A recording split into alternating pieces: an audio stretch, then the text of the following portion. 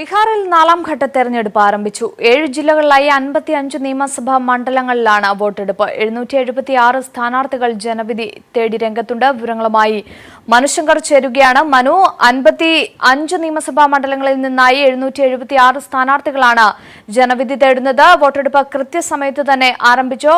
സുരക്ഷ എത്രത്തോളം ശക്തമാക്കിയിട്ടുണ്ട്?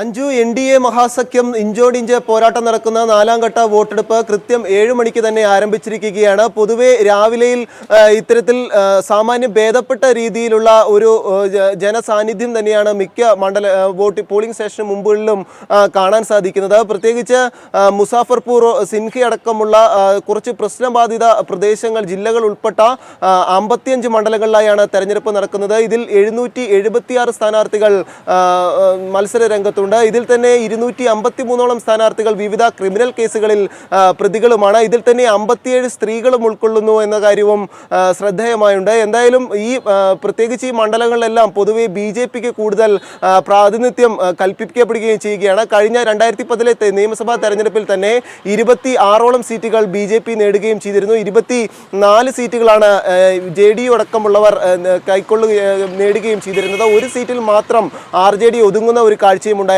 അതിനാൽ തന്നെ ഈ ചരിത്രം ഇപ്പോഴും ആവർത്തിക്കാനാകുമെന്ന പ്രതീക്ഷയിൽ തന്നെയാണ് NDA സഖ്യങ്ങളുമുള്ളത്. എന്നാൽ ലാലു പ്രസാദ് യാദവുമൊപ്പം നിതീഷ് കുമാർ അടക്കമുള്ളവർ സ്വദേശികളായവരെ സ്ഥാനാർത്ഥികളാക്കി നിർത്തി തങ്ങളുടെ മഹാസഖ്യത്തിന് വലിയൊരു വിജയം ഉണ്ടാക്കാനാകുമെന്ന പ്രതീക്ഷയിലാണ് നിലനിൽക്കുകയും ചെയ്യുന്നത്. 42 സീറ്റുകളിൽ BJP സ്ഥാനാർത്ഥികളെ നിർത്തിയിട്ടുണ്ട്. ബാക്കിയുള്ള 8 സീറ്റുകളിൽ RLSPയും ഒപ്പം 4 സീറ്റുകളിൽ LJPയും സ്ഥാനാർത്ഥികളെ നിർത്തിയിട്ടുണ്ട്. എന്തായാലും പ്രധാനമന്ത്രി നരേന്ദ്രമോദിയുടെ അടക്കമുള്ളവരുടെ നേരിട്ടുള്ള പ്രചാരണം മൂലം വലിയൊരു വിജയ ശതമാനം ഉണ്ടാകുമെന്ന പ്രതീക്ഷയിലാണ് BJP നിലനിൽക്കുകയും ചെയ്യുന്നത്. കാരണം അടുത്ത ഘട്ടത്തിൽ പോലും സീമാഞ്ചൽ അടക്കമുള്ള മുസ്ലിം പ്രദേശമാണ്. മാത്രമല്ല യാദവരുടെ അടക്കമുള്ളവരുടെ കൂടുതൽ വോട്ടിംഗ് ശതമാനം അടുത്ത വോട്ടിംഗ് ഘട്ടത്തിൽ സ്വാധീനിക്കുമെന്നതിനാൽ തന്നെ ഈ ഒരു ഘട്ടത്തിൽ കൂടുതൽ വോട്ടിംഗ് ശതമാനങ്ങൾ കൈക്കുള്ളിലാക്കുക എന്ന വിജയപ്രതീക്ഷയിൽ തന്നെയാണ് BJP നിലനിൽക്കുന്നത്.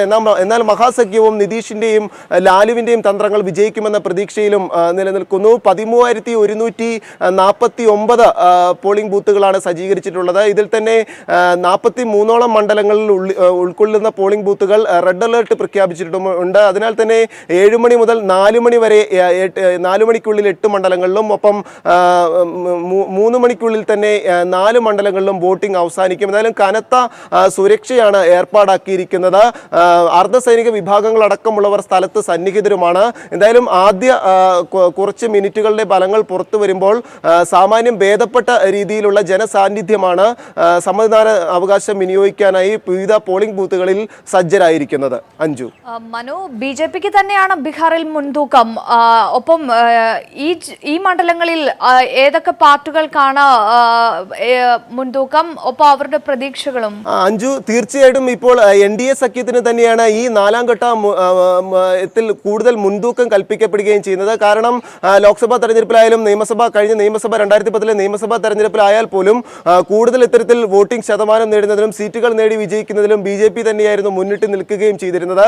26 സീറ്റുകളിലാണ് 2010 BJP കൈക്കുള്ളിലാക്കിയിരുന്നത്. 24 സീറ്റുകൾ മാത്രമാണ് JDU സ്വന്തമാക്കിയിരുന്നത്. RJD ഒരു സീറ്റിൽ ഒതുങ്ങുന്ന സാഹചര്യവും ഉണ്ടായിരുന്നു. ഇപ്പോൾ ആണെങ്കിൽ തന്നെ മഹാസഖ്യം നിലനിൽക്കുന്നത് 26 സീറ്റുകളിൽ RJD മത്സരിക്കുന്നു. 24 സീറ്റുകളിൽ JDUവും മത്സര രംഗത്തുണ്ട്. അതിനാൽ തന്നെ പ്രത്യേകിച്ച് ഇത്തരത്തിൽ BJPക്ക് തന്നെയാണ് കൂടുതൽ മുൻതൂക്കം കൽപ്പിക്കപ്പെടുകയും ചെയ്തത്. പ്രധാനമന്ത്രി നരേന്ദ്രമോദി അടക്കമുള്ളവർ നേരിട്ട് സ്ഥലത്തെത്തി 4 തവണയോളം പ്രചാരണം നടത്തിയിരുന്നു.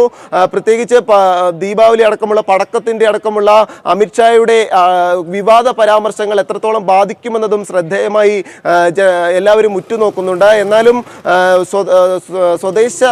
സ്വദേശികളായ സ്ഥാനാർത്ഥികളെ നിർത്തിക്കൊണ്ടായിരുന്നു നിതീഷ് കുമാറും ലാലുവും BJP വോട്ടെടുപ്പ് ആരംഭിച്ചിരിക്കുന്നു.